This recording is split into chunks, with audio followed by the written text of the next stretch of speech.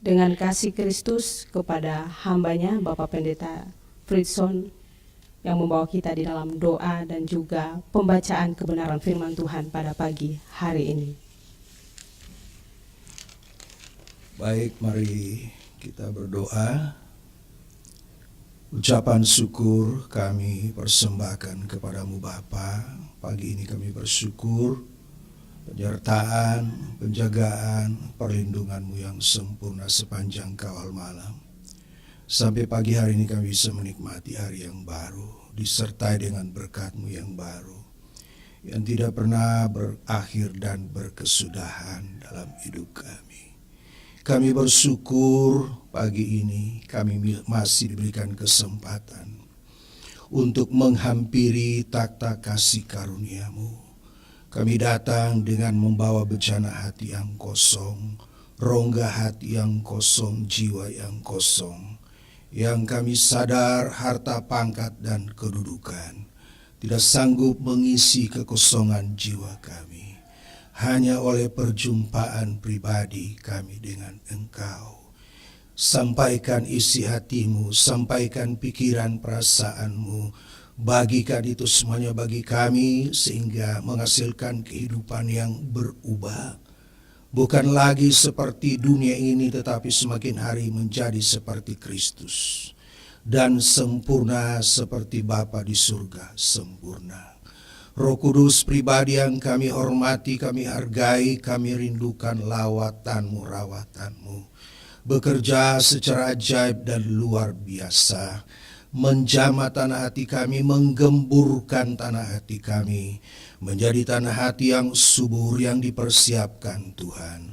Sehingga setiap benih kekal yang tertabur tidak kembali dengan sia-sia tetapi berbuah berlipat kali ganda. Menghasilkan pertobatan yang radikal, tinggalkan dosa dan berbalik kepada Allah. Kami bersyukur untuk pengampunan-Mu yang berlimpah. Hamba-Mu Engkau pakai menjadi alat-Mu, sehingganya pikiran perasaan Tuhan yang disampaikan, perkataan Tuhan yang disampaikan. Berbicaralah Bapa, kami siap mendengar, merenungkan dan melakukannya dalam hidup kami. Dalam nama Yesus Tuhan, kami sudah berdoa dan mengucap syukur. Bersama-sama kita katakan, amin. Shalom semuanya. Shalom saya sampaikan untuk para pendengar setia Radio Shalom yang ada di rumah. Juga teman-teman yang ada di studio pagi ini. Apa kabar semuanya? Baik, amin. Kita bersyukur masih diberikan kesempatan untuk menghampiri takhta kasih karunia, untuk mendengar firman Tuhan. Tema hari ini adalah ingatlah akan istri Lot. Singkat ya. Nah, akan saya bacakan untuk kita semua dari Lukas pasal 17 ayat yang ke-26. Dan sama seperti terjadi pada zaman Nuh, demikian pulalah halnya kelak pada hari-hari anak manusia. Mereka makan dan minum, mereka kawin dan dikawinkan, sampai kepada hari Nuh masuk ke dalam batra, lalu datanglah air bah dan membinasakan mereka semua. Lukas 17 ayat yang ke-28. Demikian juga seperti yang terjadi di zaman Lot. Mereka makan dan minum, mereka membeli dan menjual, mereka menanam dan membangun. Tetapi pada hari Lot pergi keluar dari Sodom, turunlah hujan api dan hujan belerang dari langit dan membinasakan mereka semua. Demikianlah halnya kelak pada hari di mana anak manusia menyatakan dirinya. Barang siapa pada hari itu sedang di peranginan di atas rumah dan barang-barangnya ada di dalam rumah, janganlah ia turun untuk mengambilnya, dan demikian juga orang yang sedang di ladang, janganlah ia kembali. Ayat 32, ingatlah akan istri Lot. Demikianlah yang menjadi pokok bahasan kita pada pagi hari ini.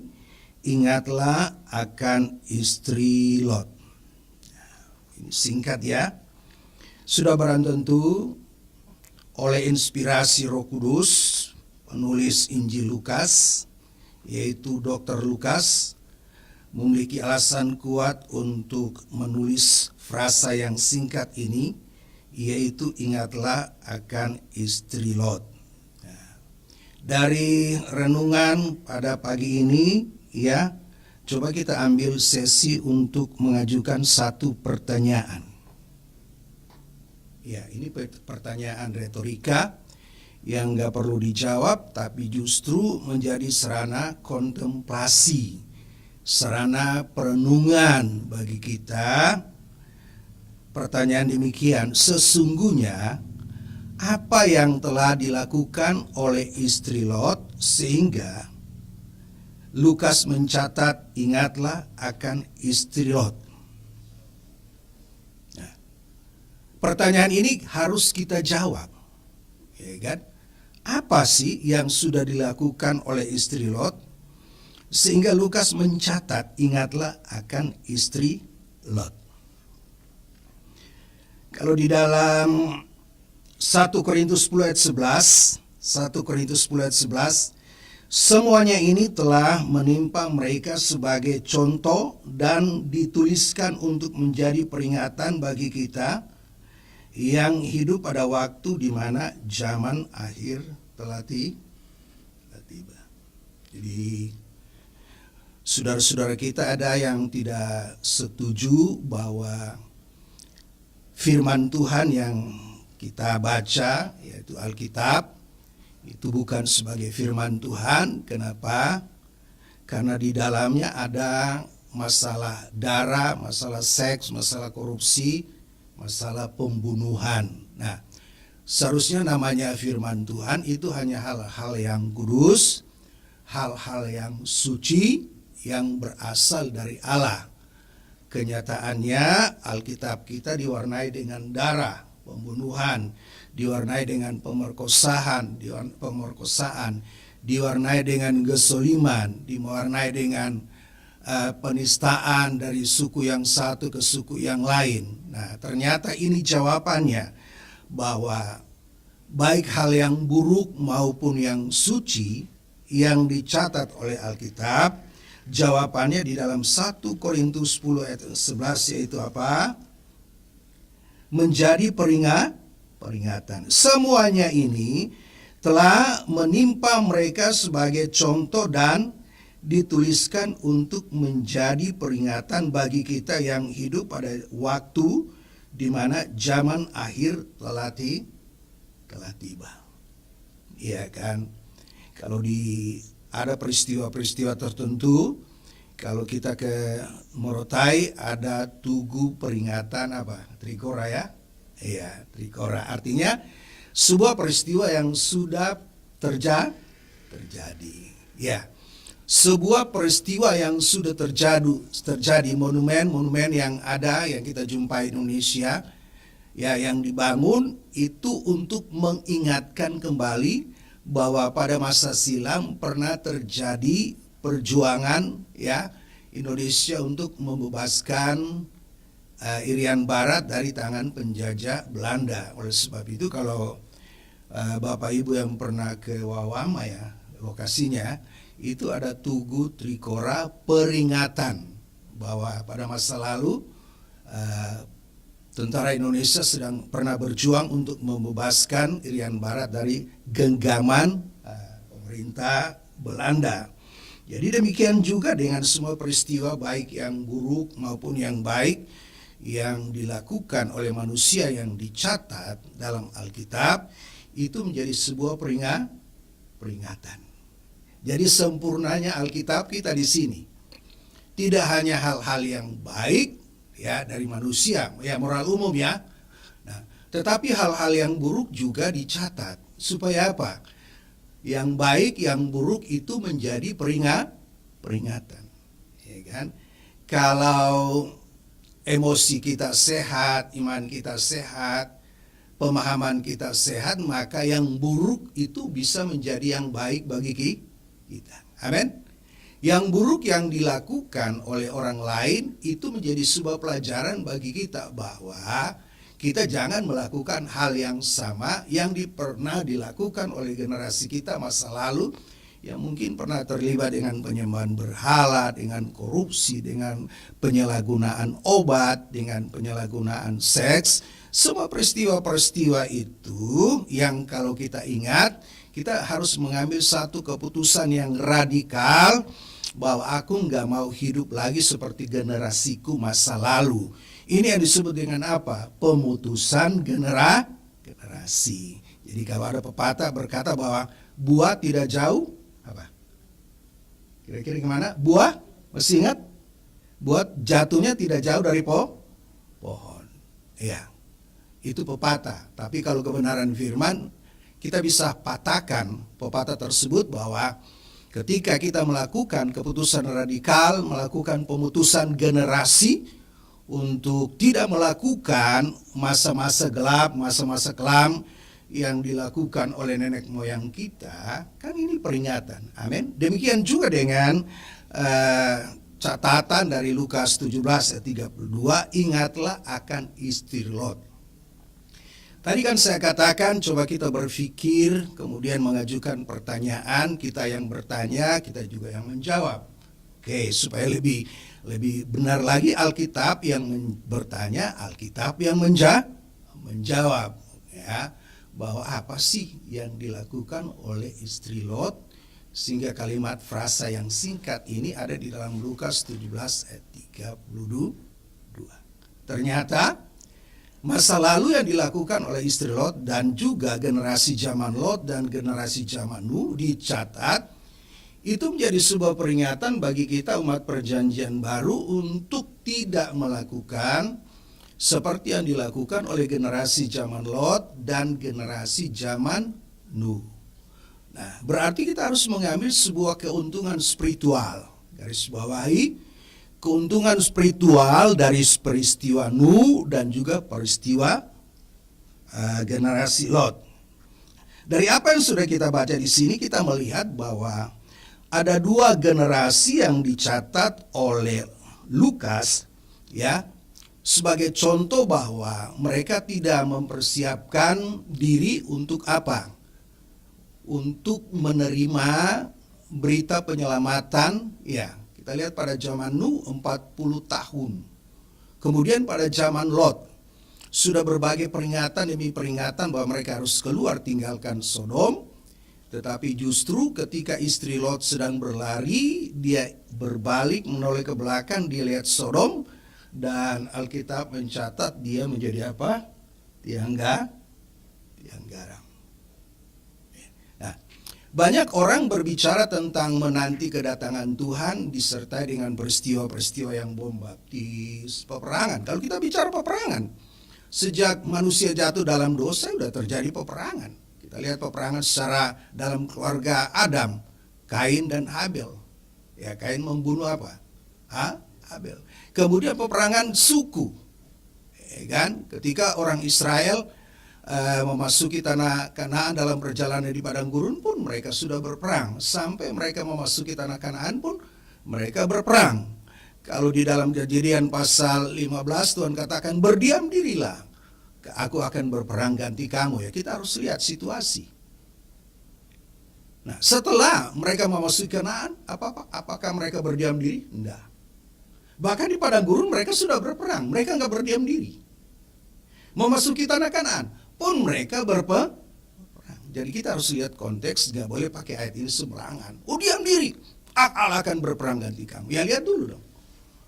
Ya, jadi kita lihat ya, peristiwa pada waktu air bah itu menutup bumi dan juga peristiwa pada waktu belerang api membakar Sodom, itu kan bicara soal apa? Momentum. Itu kan bicara soal kesempatan. Nah, pada zaman Nuh mereka kehilangan kesempatan. Pada zaman Lot mereka juga kehilangan kesempatan. Nah, yang membuat mereka kehilangan kesempatan kita lihat adalah apa? Dan sama seperti terjadi pada zaman Nuh, demikian pula halnya kelak pada hari Anak Manusia menyatakan dirinya. Apa yang terjadi pada zaman Nuh? Ayat 26. Ayat 27.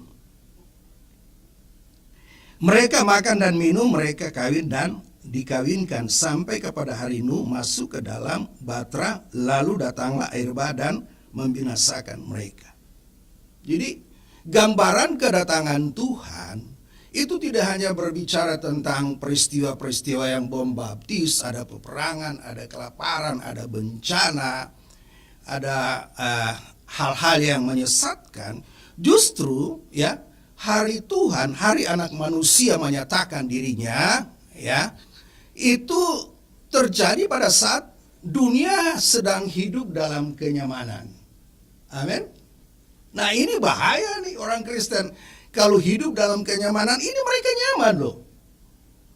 Nuh bekerja selama 40 tahun, bangun batra, dan selama 40 tahun juga dia memberitakan berita keselamatan kepada mereka. Tapi apa? Karena memang yang mereka pikirkan hanya soal apa? Bagaimana makan mie, minum, ya kan? Bagaimana kawin, dikawinkan. Nah, jadi hal-hal yang bersifat jasmani, pemenuhan kebutuhan jasmani, itulah yang menjadi jerat ya bagi generasi pada zaman itu dan juga pada zaman ini ketika apa? Anak Allah menyatakan dirinya. Penyataan Allah yang pertama pada waktu dia menjadi manusia. Kemudian yang kedua pada waktu dia menyatakan dirinya ketika apa? Dia menghukum dunia dan menyelamatkan orang-orang yang sudah dia selamatkan. Kecenderungannya kenapa? Sampai mereka lebih nyaman dalam soal makan minum, bagaimana berpikir untuk dapat jodoh, kawin, punya anak, punya harta ini di dalam Kejadian pasal 6 ayat 5. Ketika dilihat Tuhan bahwa kejahatan manusia besar di bumi dan bahwa segala kecenderungan hatinya selalu membuahkan kejahatan semata-mata. Kecenderungan hati. Ini kan tukang selingkuh semuanya. Kecenderungan hati itu sama dengan bercabang hati, ya. Dan mereka hidup dalam kenyamanan. Ini menyedihkan. Dan ini akan terjadi pada waktu Yesus menyatakan dirinya yang kedua kali, bukan sebagai bayi Natal, tetapi sebagai raja yang menghukum dunia dan mengakhiri sejarah dunia, dan orang-orang yang mati dalam Kristus akan dibangkitkan, kemudian orang-orang yang hidup dalam Kristus mereka akan diangkat ke awan-awan yang permai. Jadi kekristenan yang sedang kita jalani hari ini sesungguhnya sebagai sebuah persiapan masa penantian untuk apa? Menanti penjemputan Tuhan. Kita harus mempersiapkan diri untuk apa? Dijemput Tuhan. Ya kalau kita masih hidup, kita akan diangkat. Tapi kalau kita sudah mati dan mati dalam Kristus, kita harus percaya kita dibangkitkan bukan untuk dihukum, tapi untuk apa? Mengalami pesta anak domba di awan-awan yang permai. Jadi yang menjerat orang-orang pada zaman Nuh dan zaman hari ini adalah apa? Soal apa? Makan dan minum. Ya kan? Kita lihat kalau sudah urusan puru, ibadah pun kita tinggalkan. Amin. Dan ya saya juga pernah melakukan pengalaman seperti ini. Saya sering memakai kata ngotot. Ngotot itu paksa diri, ya kan? Si B waktu sakit, kemudian dia ke tempat kerja, kemudian pimpinannya tanya, loh brother, kan sakit, kenapa memaksa diri untuk bekerja? Jawabannya karena di rumah banyak kebutuhan. Tapi akhirnya apa? Untuk soal pemenuhan kebutuhan makan minum ngotot. Ya kan? Ngotot. Bahkan kita melawan rasa sakit di fisik kita. Sakit pun kita paksa bangun untuk apa? Supaya dapat doi. Ya kan? Hujan pun kita paksa, terobos hujan, terobos badai, banjir supaya dapat uang. Nah, kenapa semangat seperti ini tidak kita terapkan untuk kita mencari Tuhan? Kalau soal urusan makan minum, wah kita memiliki semangat yang luar biasa, ngotot paksa diri, bahkan sampai ada yang korupsi. Hanya untuk apa? Dapat uang. Ngotot loh, ngotot sampai korupsi, sampai pakai ilmu tipu-tipu, ada yang sampai ke praktek perdukunan, hanya untuk apa? Mendapatkan uang. Ada yang supaya karirnya naik, injak kepala orang jadi tangga, hasut sini hasut sana, cari muka, kan ngotot. Sampai bunuh orang, yang penting dapat uang. Nah, kenapa semangat ini kita nggak terapkan pada waktu kita mencari Tuhan? Nah, seharusnya kita lebih bersemangat pada waktu kita cari Tuhan. Ngotot, paksa diri. Amin.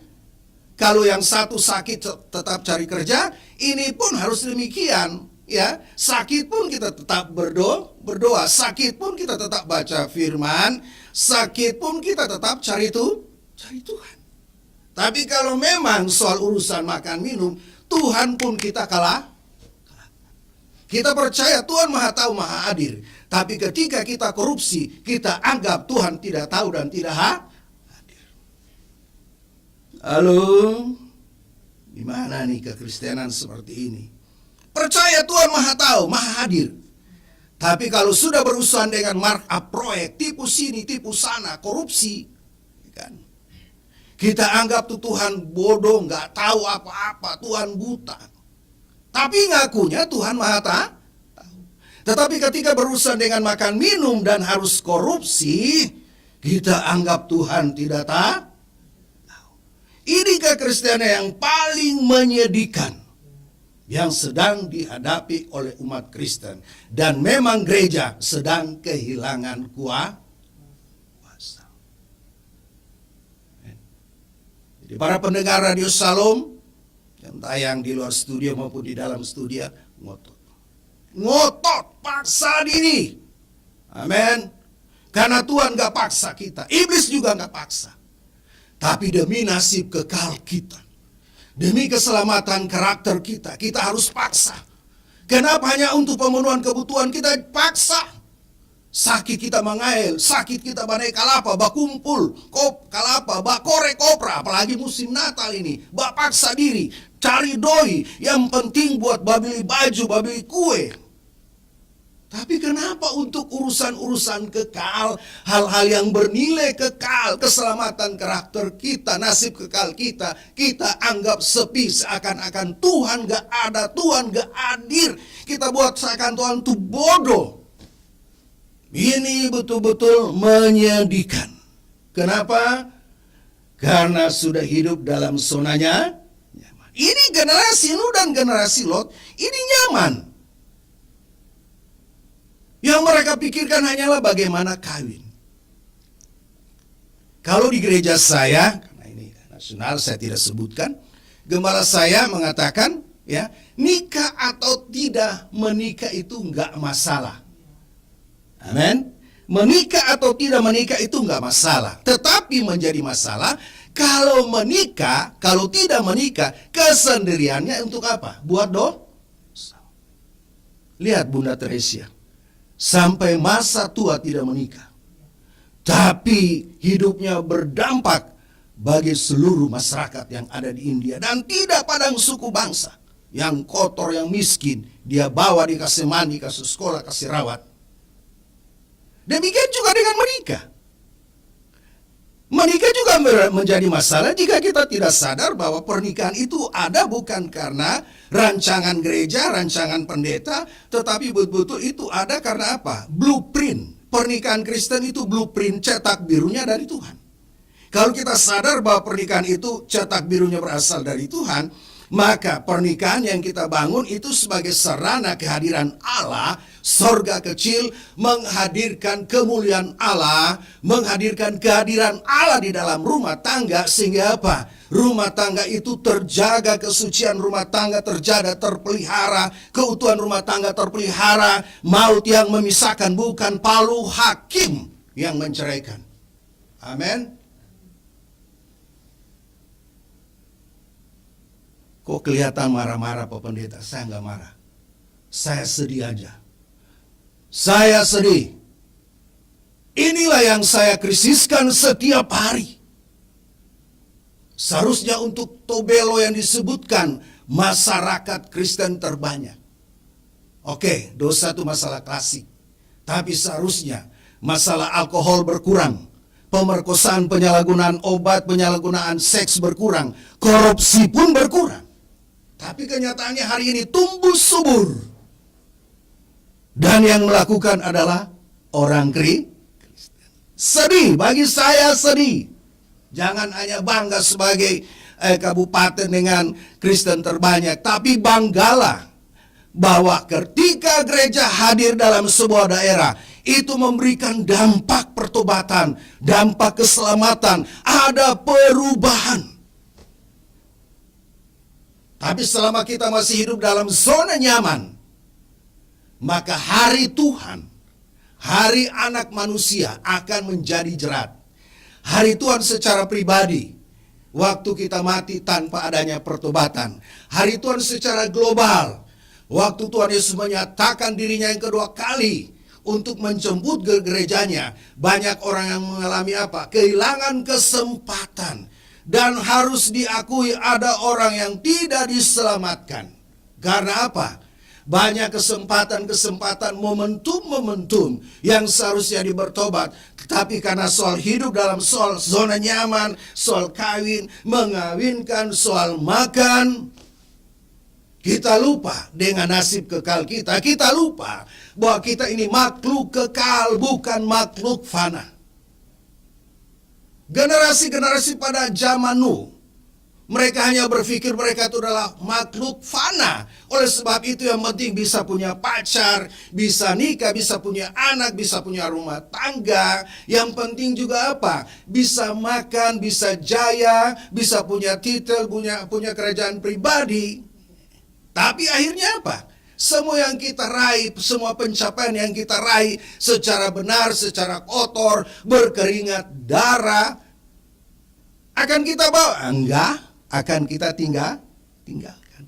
Tapi kalau kita memiliki sesuatu seperti itu, kalau kita punya harta, kita punya pangkat, dan kalau kita pakai untuk menopang kerajaan Tuhan di bumi, itu hal yang luar biasa. Amin. Orang Kristen harus kaya. Amin. Orang Kristen harus kaya. Kaya itu kan cuma soal jumlah. Kenapa? Karena orang yang punya uang, punya jabatan, punya hati pelayanan, kalau dia pakai, itu sungguh luar biasa kemajuan pekerjaan Tuhan akan memberikan dampak. Tapi kalau punya uang, punya jabatan, dipakai untuk melakukan hal-hal yang nggak benar, itu yang disebut apa? Ditebus dari cara hidup yang sia-sia. Punya uang, punya jabatan, tetapi disia-siakan. Seharusnya dipakai untuk apa? Melayani itu. Amin. Jadi kita yang hadir di studio maupun di luar, tolong dengar. Ya, kalau Anda ikut Tuhan hanya soal berperkara dengan Tuhan, hanya soal makan, minum, dapat duit, kaya, sembuh, aduh, sedih. Sedih. Karena kalau kita berperkara Tuhan dengan Tuhan hanya soal makan, minum, oh, saudara lihat, orang-orang ateis tanpa Tuhan, mereka banyak duit. Kenapa? Mereka tanggung jawab. Kerja rajin bekerja, di tempat pekerjaan tidak menjadi provokator. Ayo demo. Mereka kerja rajin, punya tanggung jawab, mengelola uang secara baik. Mereka kaya, orang ateis. Nah sekarang dengan kesehatan, kalau kita ikut Tuhan hanya soal mujizat, saya percaya mujizat masih ada. Tapi fokus kita bukan pada mujizat, tapi yang punya mujizat. Kalau ikut Tuhan hanya soal mujizat, hanya soal kesehatan, Tanpa Tuhan Anda bisa sehat. Tanpa Tuhan Anda bisa punya uang. Tanpa Tuhan Anda bisa kaya. Tanpa Tuhan Anda bisa sehat. Iya kan? Saya concern soal kesehatan. Kalau tidak ada hujan, itu pagi sore 2 kali, 2 jam saya jalan kaki. Jalan kaki. Saya concern dengan kesehatan. Pola makan saya atur. Kalau saya nggak bertuhan juga saya sehat. Tapi karena saya bertuhan, saya sehat untuk Tuhan. Tepuk tangan yang meriah bagi Tuhan. Karena saya punya Tuhan, kesehatan saya pakai untuk Tuhan. Uang saya pakai untuk Tuhan. Misi dari Jakarta tidak cukup, tidak sedikit dananya. Tapi setahun saya 2 kali bisa ke sini. Itu kalau bukan karena Tuhan. Amin. Demikian juga dengan generasi zaman Lot. Iya kan? Jadi tiang garam kan? Dia solari ke seluruh itu Sodom, kalau dia babale, dia balia. Kenapa? Lot melihat ke belakang. Ada apa? Itu sama saja dengan orang Mesir. Sudah keluar dari tanah Mesir, begitu di padang gurun, waktu mereka lapar, mereka ingat Tuhan atau ingat Mesir? Ingat Mesir. Waktu mereka lapar sudah mengalami mujizat, ada burung puyuh, ada roti yang diturunkan dari surga. Tipologinya waktu Yesus berkata, akulah roti hidup, ya, yang akan datang. Tetapi kenyataannya nggak demikian. Waktu mereka lapar, nggak ingat Tuhan yang sudah melakukan mujizat. Justru mereka ingat di Mesir. Secara fisik mereka sudah bebas, tapi mental mereka, emosi mereka, batin mereka, jiwa mereka masih penuh dengan suasana Mesir. Jadi pada waktu mereka lapar, mereka persilakan Musa, Harun, Bakalai. Lebih baik orang mati di Mesir waktu makan sampai kenyang. Ada yang mati karena kekenyangan? Kayaknya enggak sih. Itu Tuhan mereka adalah perut mereka itu kalau gitu. Karena Alkitab katakan Tuhan mereka adalah perut mereka. Nah, kalau sudah menjadikan perut sebagai Tuhan, akhirnya menghalalkan segala cara. Yang penting kita dapat doi, yang penting kita dapat cewek, yang penting kita kaya. Orang lain emangnya gua pikirin mau mati-matilah, mau hidup-hiduplah. Ini bukan urusan aku. Urusan aku hanyalah soal aku, kerajaanku, mahkotaku, takhtaku sendiri. Ya.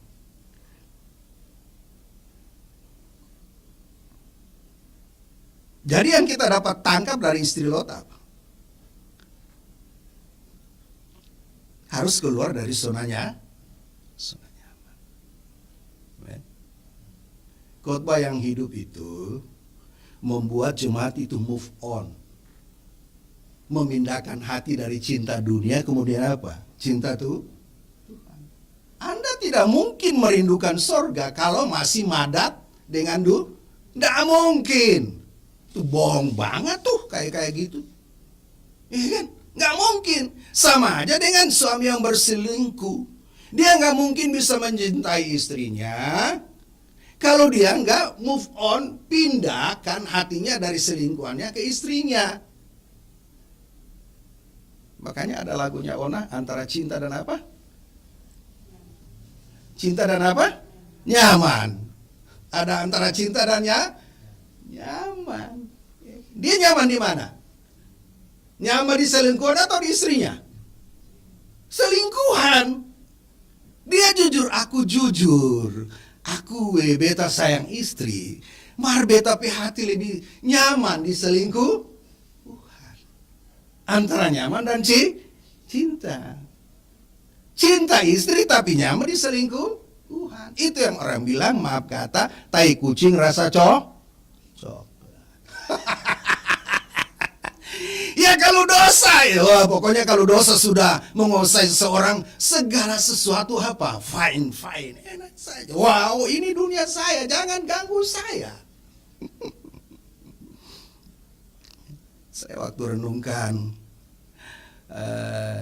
lagu itu, ya saya sudah buat interlude. Nanti dengar aja khotbah saya di Radio Shalom. Iya. Dilema pertobatan. Kan? Jadi kita harus memiliki integritas. Amin. Oke, kita butuh makan. Amin.